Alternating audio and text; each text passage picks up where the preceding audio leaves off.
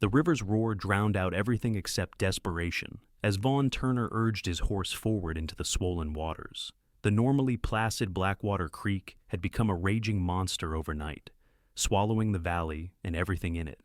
Through sheets of rain, he spotted them, a woman clutching a small child, perched precariously on what remained of a cabin roof, the structure groaning beneath them as muddy water clawed at its foundations. Colorado Territory, 1873, had seen its share of harsh weather, but the spring floods this year threatened to wash away not just homes, but lives. Vaughn had been riding to Silverton when the storms hit, forcing him to seek higher ground. The woman's scream had carried on the wind, pulling him toward the disaster unfolding below. "Hold on!" he shouted, though his voice barely carried over nature's fury. His stallion, Midnight, snorted in protest as Vaughn guided him deeper into the flood. The animal was strong, but the current pulled at his legs. Still, they pressed forward, the water rising to Midnight's chest. The woman clutched her child tighter as Vaughn approached. Her soaked dress clung to her thin frame, her blonde hair plastered to her pale face. The child, no more than 4 or 5, whimpered against her shoulder. "Madam," Vaughn called, extending his hand as he maneuvered Midnight alongside what remained of the roof. "We need to get you out of here before the rest gives way." Her eyes, wide with fear, met his. "The current, it's too strong." "Midnight can handle it," Vaughn assured her, patting his horse's neck. "But we need to move now." A cracking sound punctuated his words as another section of the roof disappeared into the churning waters. The woman gasped, pulling the child closer. "Trust me," Vaughn said, his voice steady despite the danger surrounding them. "Please." She nodded, her decision made in that split second between life and death. Vaughn leaned down, stretching as far as he dared without toppling from the saddle. "Hand me the child first," he instructed. With trembling arms, she lifted the small boy toward Vaughn. The child's eyes were wide with terror, but he remained silent as Vaughn settled him securely in front of him. "Now you," Vaughn said, reaching for her again. The woman hesitated only briefly before grasping his arm. With strength born of desperation, Vaughn pulled her up behind him on Midnight's back. The horse shifted beneath the additional weight, but remained steady. "Hold tight to me," Vaughn ordered, feeling her arms wrap around his waist. The child was sandwiched between them, protected from both sides. Another ominous crack sounded as the cabin's roof finally surrendered to the flood, collapsing into the raging waters just as Midnight began the difficult journey back to higher ground. The woman's grip tightened around Vaughn's waist, and he could feel her trembling against his back. "My name's Vaughn Turner," he said, trying to distract her as Midnight fought against the current. "Been working cattle drives up north, heading to Silverton for a new start." "Clara," she managed through chattering teeth. "Clara Bennett, and this is my son, Samuel." The boy remained silent, his small body rigid with fear between them. "Well, Clara Bennett, you and Samuel are going to be just fine," Vaughn assured her, though the words sounded hollow, even to his own ears, as Midnight stumbled in the current. The horse recovered quickly, finding his footing on more solid ground as they made their way toward the slope Vaughn had descended from. The rain continued to lash at them, but the worst of the danger was behind them as they finally reached the hillside path. Once on higher ground, Vaughn urged Midnight forward until they reached a small outcropping of rock that offered some shelter from the relentless downpour. Only then did he allow himself to breathe deeply, the realization of what they'd just survived washing over him. Clara slid from the horse's back, reaching up for Samuel. The boy went willingly into his mother's arms, burying his face against her neck.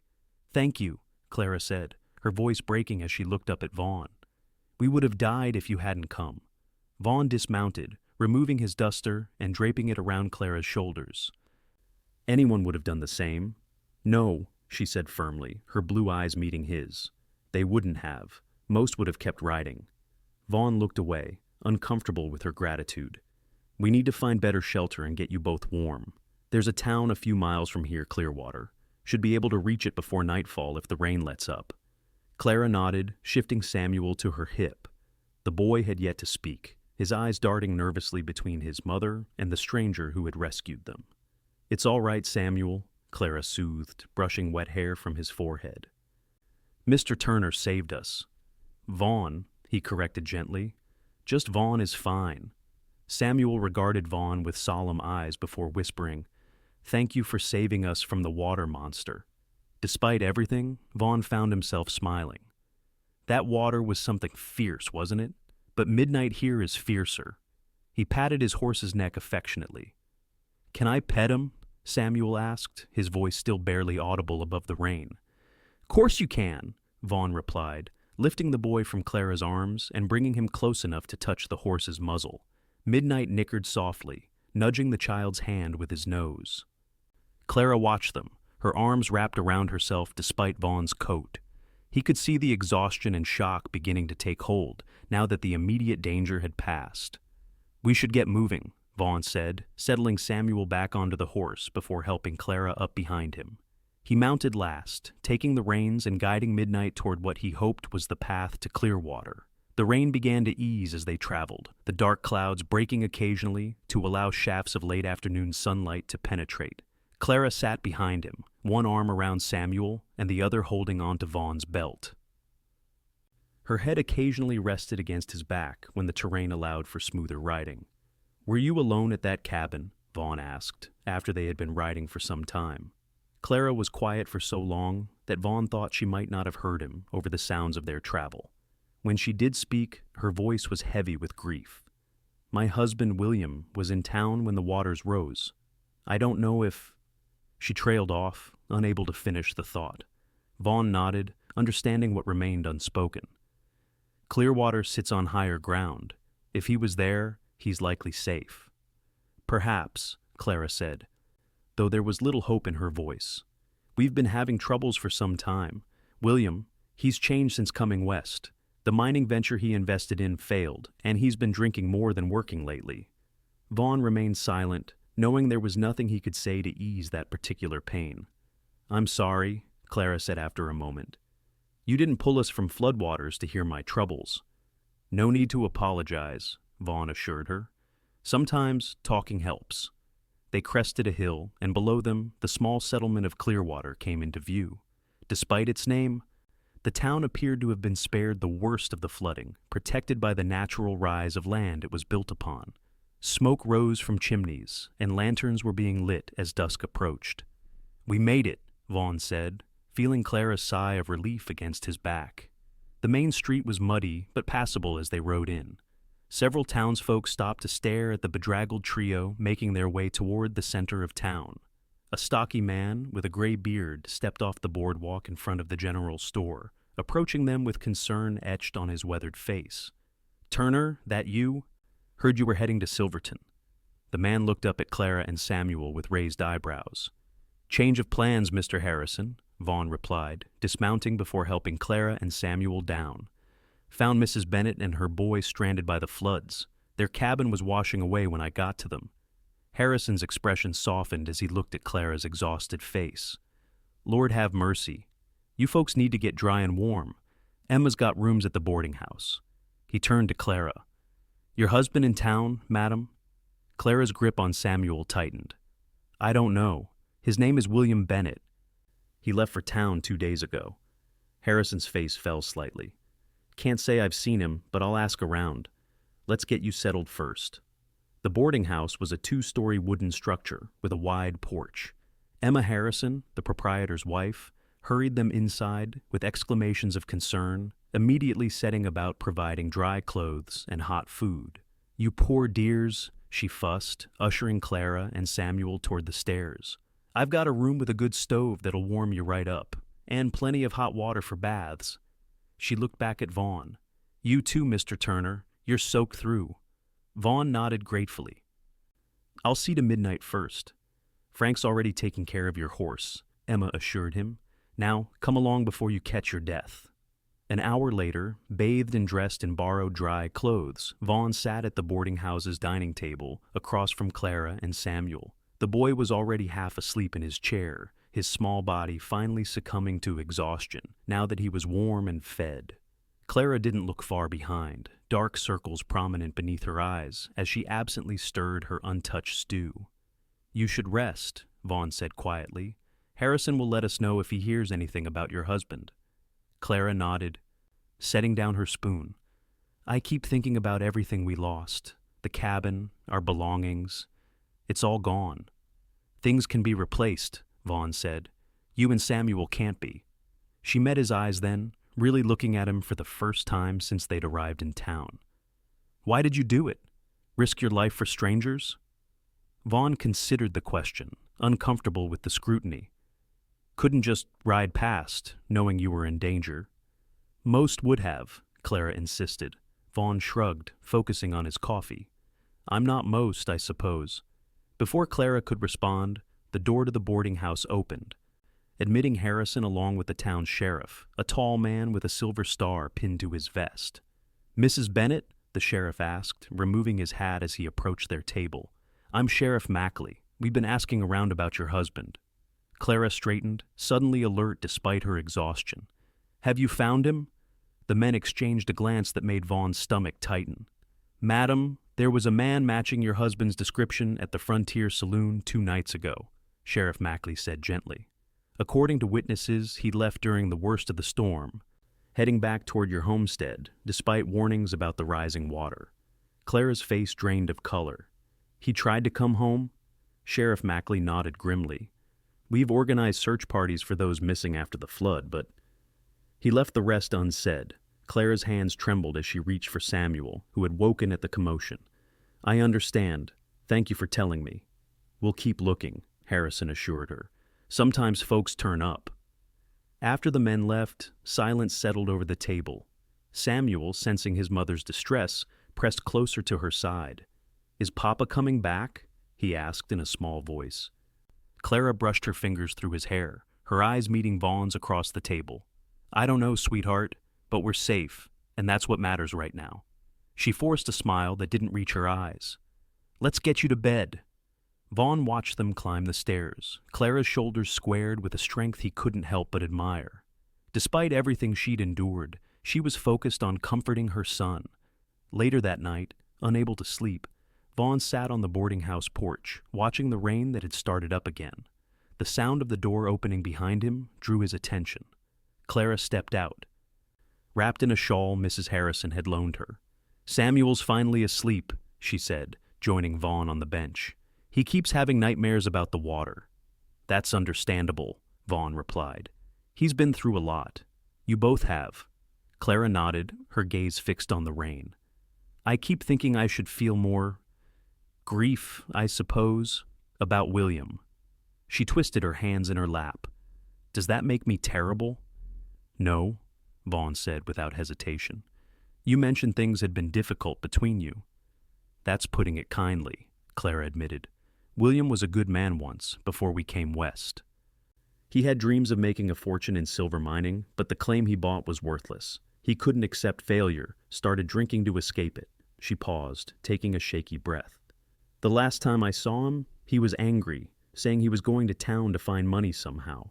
I was almost relieved when he left. You don't need to explain, Vaughn said gently. I feel I do, Clara insisted, because now he might be gone forever, and all I feel is numb, and guilty for feeling that way. Vaughn considered his words carefully. Grief isn't simple. It comes in all forms, especially when things were complicated before. Clara turned to look at him. You speak like someone who knows. Vaughn's jaw tightened briefly. Lost my wife and daughter to fever 5 years ago. Grief hit me like a bullet at first, then turned into something else entirely. Spent years running from it, taking whatever jobs would keep me moving. I'm sorry, Clara said softly, genuine compassion in her voice. Vaughn nodded, uncomfortable with having shared so much. Point is, there's no right way to feel. Whatever you're feeling is what you need to feel right now. They sat in companionable silence for a while, listening to the rain. It was Clara who finally spoke again. What will you do now? Still heading to Silverton? Vaughn considered the question. His plans had been vague at best, a job prospect at a ranch outside Silverton. Nothing definite. Not sure. Might stay around here for a bit, see if I can help with the recovery efforts. Clara smiled faintly. Always rescuing people? Not usually, Vaughn admitted, but I'm not in any hurry. Well, I'm grateful you weren't in a hurry yesterday, Clara said, standing. I should try to sleep. Thank you for listening, Vaughn. he watched her go back inside, feeling something shift within him, the first stirring of a connection he hadn't allowed himself to feel in years. The days that followed brought confirmation of what they had already suspected. William Bennett's body was found 2 miles downstream from where the cabin had stood, along with several other victims of the flood. Clara received the news with quiet dignity, arranging for a simple burial in Clearwater's small cemetery. Vaughn stayed, telling himself it was to help with the recovery efforts. The town needed strong hands to rebuild what the flood had destroyed, and he had nowhere pressing to be. But he knew, deep down, that his reasons had more to do with the widow and her son, who had somehow worked their way under his carefully constructed defenses. He found himself helping Clara navigate her new circumstances, accompanying her to the land office to file papers for her homestead claim, assisting her in salvaging what little remained from the cabin site, stepping in when Samuel needed a man's guidance. The boy, initially shy and withdrawn after the trauma, gradually warmed to Vaughn's presence, his eyes lighting up whenever Vaughn offered to take him riding on midnight. A month passed, then 2. Summer arrived, bringing with it long, warm days and the renewal of the valley. Vaughn took odd jobs around Clearwater, while Clara found work at the Mercantile, her quick mind and pleasant manner making her a valuable addition to the store. They fell into an easy friendship, sharing meals at the boarding house where Clara and Samuel continued to stay, walking together in the evenings while Samuel played with the other children in town. Vaughn found himself looking forward to these quiet moments, when Clara would share stories of her childhood in Pennsylvania or listen attentively to his tales of cattle drives and the open range. It was during one such evening, as they sat on a hill overlooking the now peaceful valley, that Clara broached the subject they had both been avoiding. "The Harrisons offered to sell me the small house behind the boarding house," she said, plucking a wildflower from beside the blanket they sat on. "It needs some work, but it would be a proper home for Samuel and me." Vaughn nodded, trying to ignore the tightness in his chest at what this might mean. "Sounds like a good opportunity." "I think so too," Clara agreed, twirling the flower between her fingers. "Samuel likes it here. He's made friends, and the nightmares have mostly stopped." "That's good," Vaughn said, his voice rougher than he intended. Clara turned to face him directly. "What about you, Vaughn? Will you be moving on soon? Silverton must be wondering what happened to you." The question hung between them, weighted with unspoken possibilities. Vaughn looked out across the valley, considering his answer. "Been thinking about that," he admitted. "Might be time to stop drifting. Put down some roots." Clara's expression remained carefully neutral. "Here in Clearwater?" Vaughn met her gaze. "If there's reason enough to stay." A blush colored Clara's cheeks as she looked down at the flower in her hands. "I think Samuel would be very disappointed if you left." "Just Samuel?" Vaughn asked, finding courage he didn't know he possessed. Clara's eyes lifted to his again, vulnerability and hope mingling in their blue depths. "No, not just Samuel." The confession, simple as it was, shifted something fundamental between them. Vaughn reached out slowly, giving her time to pull away if she wished, and covered her hand with his own. "Clara, I haven't felt this way in a very long time," he said quietly. "Didn't think I ever would again, or that I deserved to." "I understand that feeling," Clara replied, turning her hand to lace her fingers with his. "After everything with William, I thought that part of my life was over. But then you rode into that flood and changed everything." Vaughn smiled, brushing a strand of hair from her face. "Seems like we both got a second chance that day." Their first kiss was gentle, tentative a beginning rather than a culmination. When they parted, Clara's smile held a brightness that made Vaughn's heart skip.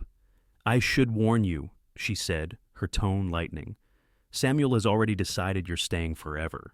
He told Mrs. Harrison yesterday that you're going to teach him to be a cowboy." Vaughn chuckled. "Did he now? Well, the boy's got good instincts." As summer turned to fall, Vaughn helped Clara renovate the small house behind the boarding house, turning it into a cozy home for her and Samuel. The town watched their courtship with approving eyes, seeing in their growing relationship a symbol of renewal after the devastating flood.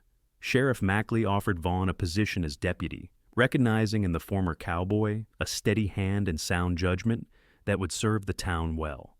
Vaughn accepted, finding in the role a sense of purpose he had been missing during his years of wandering.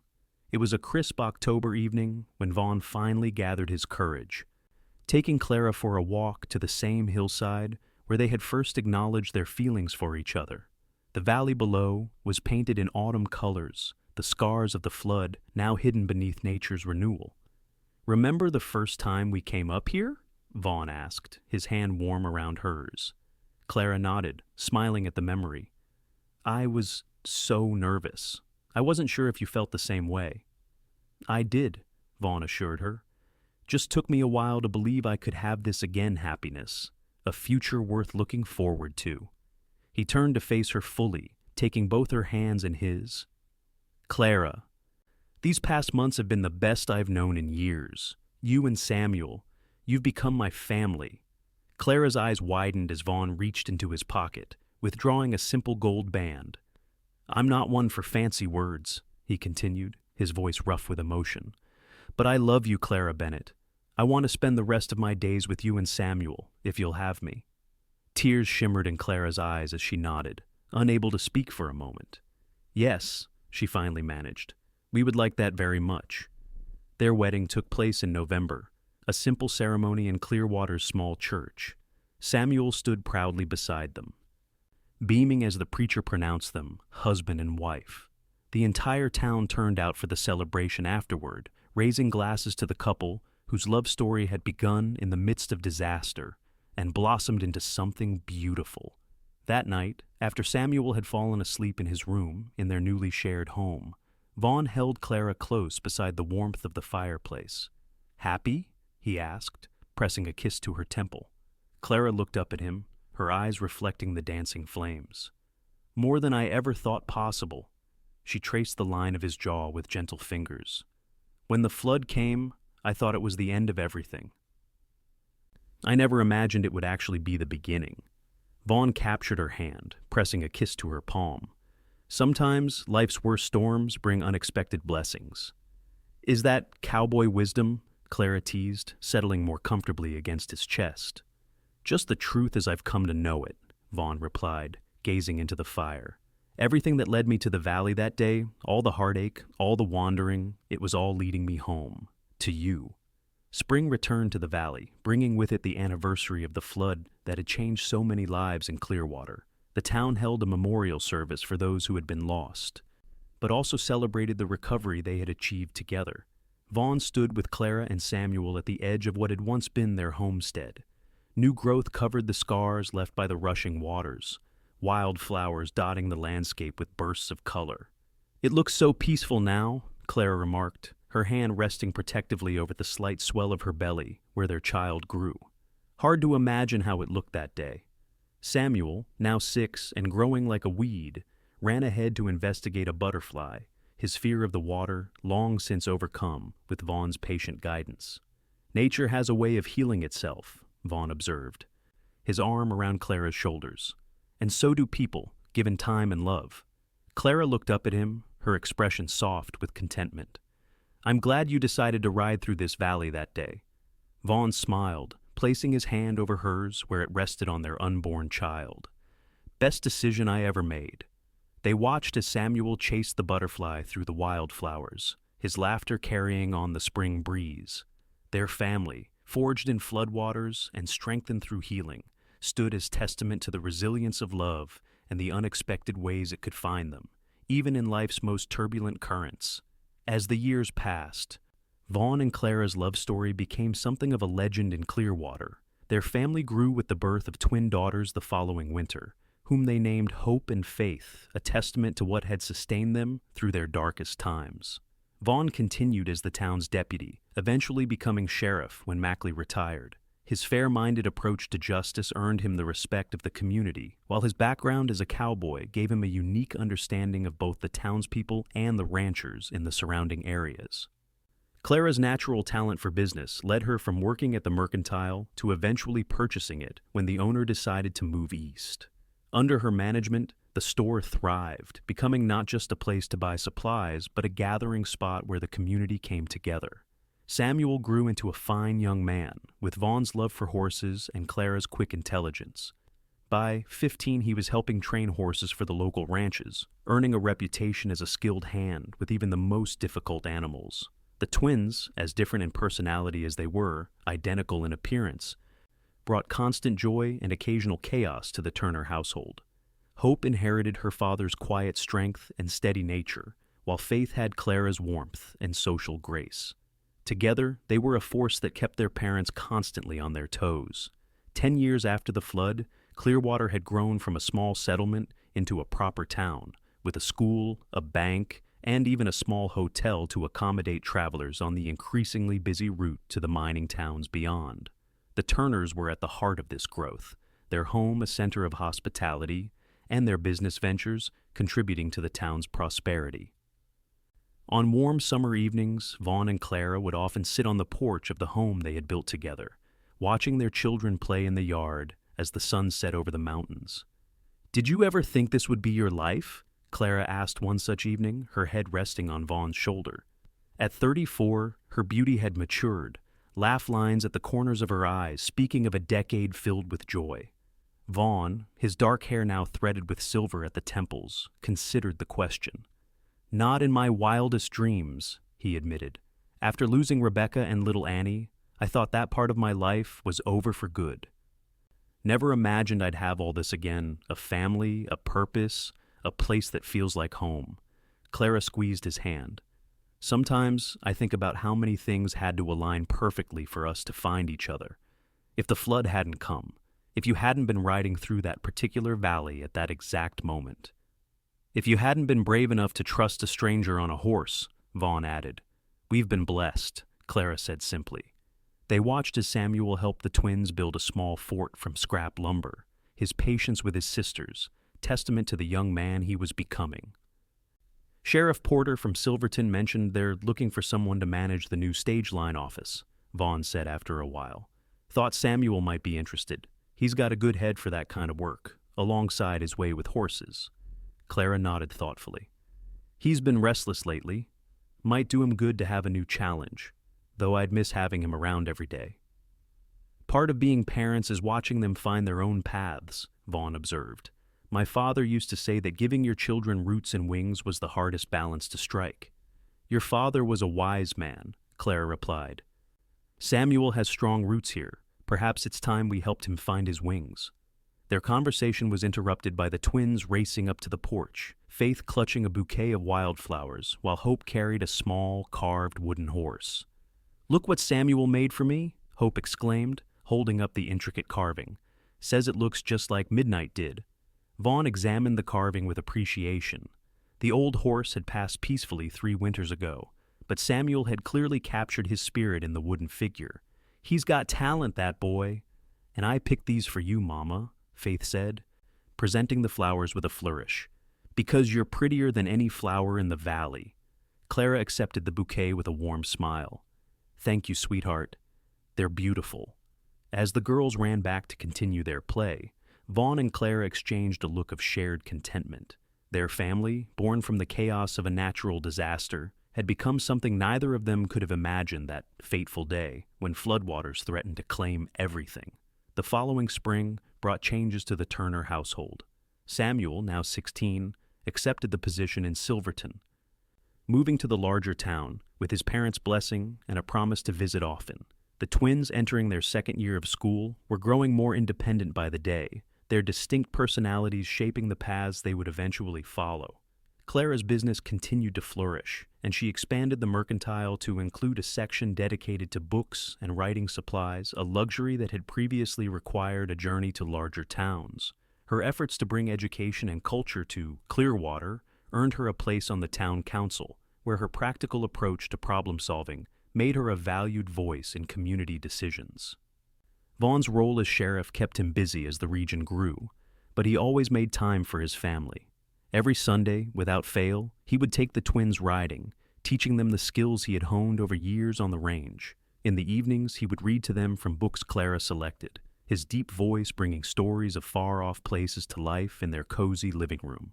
Their marriage, now a decade strong, had weathered its share of challenges, droughts that threatened the region's economy, illnesses that had swept through the town, the natural growing pains of raising 3 active children, Through it all, they had remained each other's steadfast support, the bond forged in crisis growing deeper with each passing year. It was during the town's annual Founders' Day celebration that summer that their story came full circle in an unexpected way. The festivities were in full swing, with games for the children, music in the town square, and tables laden with food prepared by the community's best cooks. Vaughn, taking a break from his duties, found Clara near the lemonade stand, watching as the twins competed in a three-legged race with their friends. "Quite a turnout this year," he remarked, accepting the glass she offered him. "Saw some folks I didn't recognize?" Clara nodded. "The Harrisons said a group came in on the morning stage, travelers heading west, I believe." Before Vaughn could respond, a man approached them, hesitation in his step. He was roughly Vaughn's age, with the weathered look of someone who had spent years outdoors. A woman and teenage boy stood a short distance behind him, watching curiously. "Excuse me," the man said, removing his hat. "I was told you're Sheriff Turner." Vaughn nodded, automatically assessing the stranger as he would anyone unknown in his town. "That's right. Something I can help you with?" The man glanced at Clara, then back to Vaughn. "My name's James Hollister. This might sound strange, but I believe you saved my sister's life during the Great Flood some years back." Clara's hand found Vaughn's arm as they both stared at the stranger in surprise. "Your sister?" Vaughn asked. The man nodded. "Clara Bennett, though I understand she's Clara Turner now." He turned to Clara, emotion evident in his eyes. "I've been looking for you for years, Clara. After Mother passed, I found your letters. The last one mentioned William taking you west to Colorado Territory, but no specific town." Clara's grip on Vaughn's arm tightened. "James, but I thought... Your last letter said you were joining the Navy. I wrote to Mother's address for years with no reply." "I did join," James confirmed. "Served 8 years. Mother never forwarded your letters. She was still angry you'd married William against her wishes. By the time I returned and found your correspondence, the trail was cold." He gestured to the woman and boy waiting behind him. "That's my wife, Margaret, and our son, Thomas. We're heading to California, but I convinced them to take a detour through Colorado. Been stopping in every town along the way, asking about a Clara Bennett." Clara moved forward slowly, as if afraid her brother might disappear if she moved too quickly. "I can't believe it's really you." James opened his arms, and Clara stepped into his embrace, tears streaming down her face. Vaughn watched, his throat tight with emotion, as brother and sister reunited after more than a decade apart. The Founders' Day celebration became a family reunion as the Hollisters were welcomed into the fold. The twins were delighted to discover they had a cousin, while Clara and James spent hours catching up on the years they had missed in each other's lives. Later that night, after the Hollisters had been settled in the town's small hotel, with a promise of a longer visit before continuing their journey, Vaughn and Clara walked home hand in hand through the quiet streets. "I never thought I'd see him again," Clara said, wonder still evident in her voice. "All these years, I believed I was alone in the world, except for William." "Life has a way of surprising us," Vaughn replied, squeezing her hand. "Seems to be a pattern with us." Clara stopped walking, turning to face him under the light of a full moon. "Do you ever think about how different our lives would be if you hadn't decided to ride through that valley that day?" Vaughn considered the question seriously. "Sometimes.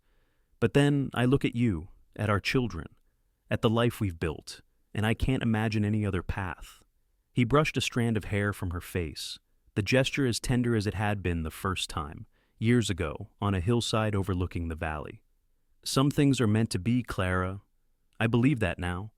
Clara stood on tiptoe to kiss him, her lips soft against his. When she pulled back, her eyes shone with the same love that had sustained them through a decade together. "So do I." They continued home, arms around each other, to the house filled with the sleeping children who were their greatest treasure. Outside, the valley lay peaceful under moonlight, the river that had once threatened destruction, now a gentle presence winding through the landscape they called home. 15 years after the flood that had brought them together, Vaughn and Clara celebrated their 15th wedding anniversary, with a gathering that brought together the extended family they had built. Samuel returned from Silverton with his new bride, Emma, a school teacher whose quiet intelligence complemented his steady nature. The twins, now 15 themselves, helped organize the celebration, Faith charming the guests with her social grace, while Hope ensured every detail was perfectly arranged. James and Margaret Hollister, who had ultimately settled in California but maintained close ties with the Turners, arrived with their growing family, turning the celebration into a reunion that filled the Turner home with laughter and conversation. As evening fell, Vaughn found a moment alone with Clara on the porch, away from the cheerful chaos inside. At 49, his hair was more silver than dark now, but his eyes still held the same steady strength that had caught Clara's attention all those years ago. Clara, at 44, remained as beautiful to him as she had been the day he pulled her from floodwaters, the years adding character to her features rather than diminishing her loveliness. 15 years, Vaughn mused, his arm around her shoulders as they looked out at the lantern-lit garden where their family and friends continued the celebration. Seems like yesterday and a lifetime ago at the same time. Clara leaned into his embrace. I was thinking the same thing earlier. Watching Samuel with Emma reminds me of us at the beginning. They're good together, Vaughn agreed. He chose well.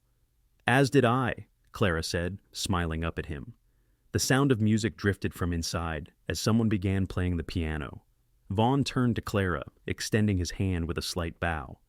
May I have this dance, Mrs. Turner? Clara laughed, placing her hand in his. You're still not much of a dancer, Sheriff Turner. Maybe not, Vaughn admitted as he pulled her close. But I'm willing to keep practicing for the next 15 years. They swayed together on the porch, the familiar contours of their bodies fitting perfectly against each other after years of shared joys and sorrows, triumphs and challenges. I've been thinking, Clara said after a while, with the twins finishing school next year and Samuel settled in Silverton, perhaps it's time for us to think about the next chapter. Vaughn raised an eyebrow. What did you have in mind? You've mentioned wanting to raise horses once you retired as sheriff, Clara reminded him. The Wilkerson property outside town is for sale, good land, plenty of pasture, and close enough that I could still manage the mercantile. Vaughn considered the idea, picturing the rolling acres he'd admired whenever duties took him past the Wilkerson place. It would be a good spot for horse breeding, but it's a big undertaking at our age. Clara smiled. I seem to recall you taking on a fairly significant undertaking 15 years ago when you rode into floodwaters to rescue a woman and her child. This seems considerably less dangerous. Vaughn chuckled, conceding the point. Fair enough. You think the twins would be interested in learning the horse business?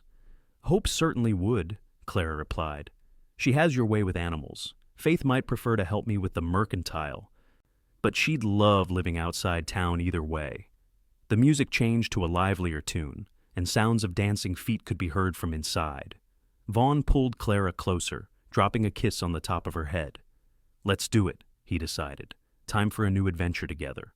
The transition from town life to their new home happened gradually over the following year.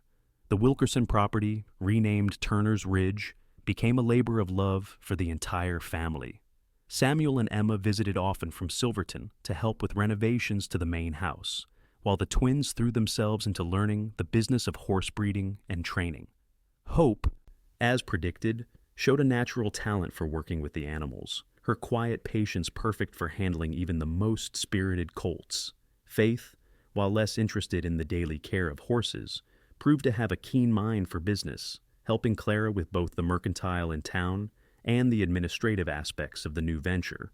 Vaughn officially retired as sheriff on his 50th birthday, handing over the badge to his longtime deputy with a mixture of relief and nostalgia. The freedom to focus entirely on building their horse breeding operation brought a new energy to his step. And Clara often remarked that he looked younger than he had in years. The first foals born on Turner's Ridge arrived the following spring, their spindly legs and curious eyes bringing joy to everyone on the property.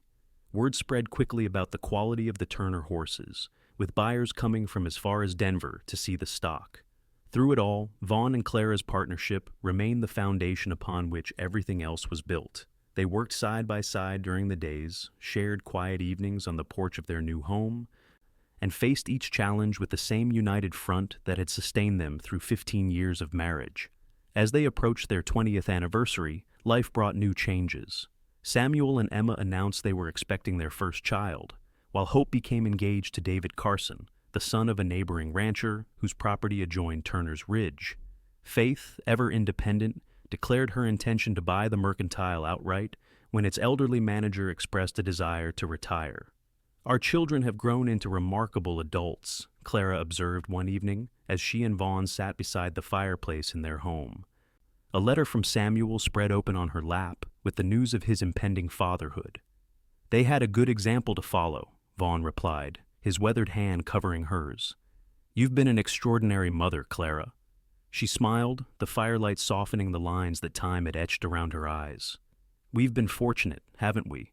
Despite everything, the flood, the struggles, all of it, we've been blessed with a beautiful life." Vaughn nodded, thinking back to the desperate man he had been before that fateful day, wandering without purpose after losing his first family. "More fortunate than I ever deserved to be." "Don't say that," Clara chided gently. "You've earned every happiness, Vaughn Turner. The goodness you've brought to my life, to our children's lives, that wasn't luck. It was who you are." Vaughn smiled, bringing her hand to his lips. "Well, whether it was luck, fate, or divine intervention that brought me to the flooded valley, I'm grateful for it every day." Outside, a spring storm rolled across the mountains, rain pattering against the windows of their sturdy home.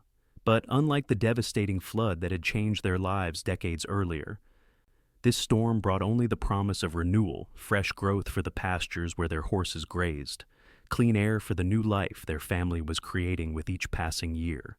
As they prepared for bed that night, Vaughn paused at the window, watching lightning illuminate the distant valley where he had once found a woman and child clinging to a rooftop amidst churning waters. From disaster had come his greatest blessing, a second chance at life, at love, at family. Clara joined him, slipping her arm around his waist. "What are you thinking about?" Vaughn drew her close, grateful beyond words for the warm, real presence of the woman who had become his heart. "Just that some storms lead us exactly where we need to be."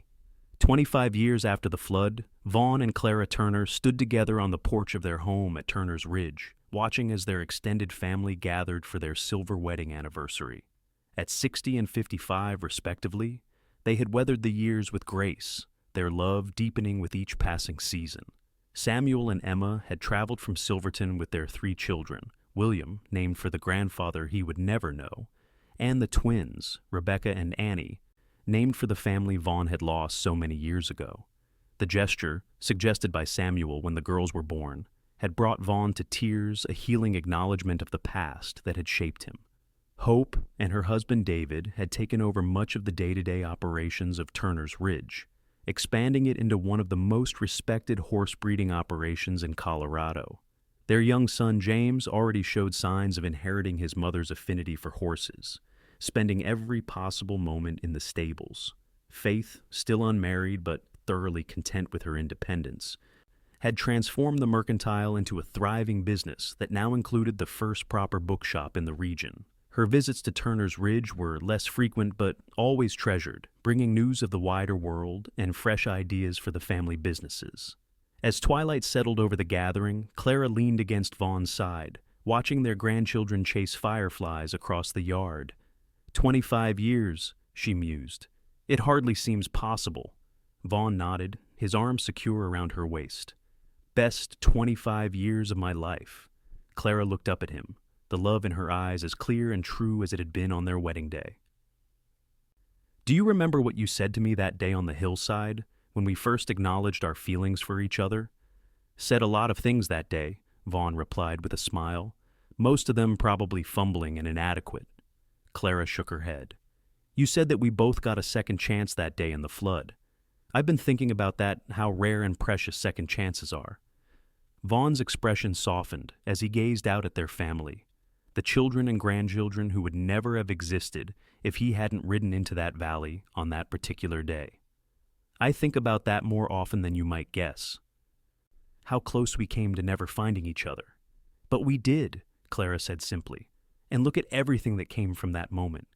As if on cue, their youngest grandchild, 3-year-old Rebecca, broke away from the game and ran toward them, arms outstretched. Vaughn scooped her up, settling her on his hip with practiced ease. "Tell the story, Grandpa," the child demanded, her eyes bright with anticipation. "About the flood and the rescue." Vaughn exchanged a smile with Clara. The story of how they met had become something of a family legend, requested often by the grandchildren who found the tale of danger and rescue endlessly fascinating. "Well," Vaughn began, his voice taking on the storytelling cadence that all his grandchildren recognized and loved. It was the spring of 1873, and the rains had been falling for days. As Vaughn recounted the story they all knew by heart, more of the family gathered around, the older grandchildren joining them on the porch steps, despite having heard the tale countless times before. Clara watched her husband's face as he described riding into the flooded valley, the fear and determination he had felt upon seeing a woman and child stranded on a crumbling roof. For the children, it was an exciting adventure story with a happy ending. For Vaughn and Clara, it was the beginning of everything, the moment when two broken lives converged and found healing in each other.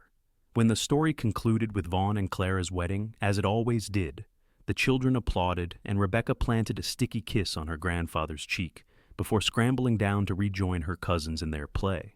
Samuel approached his parents, 2 glasses of champagne in hand. "Thought you might want these for a toast," he said, handing them each a glass.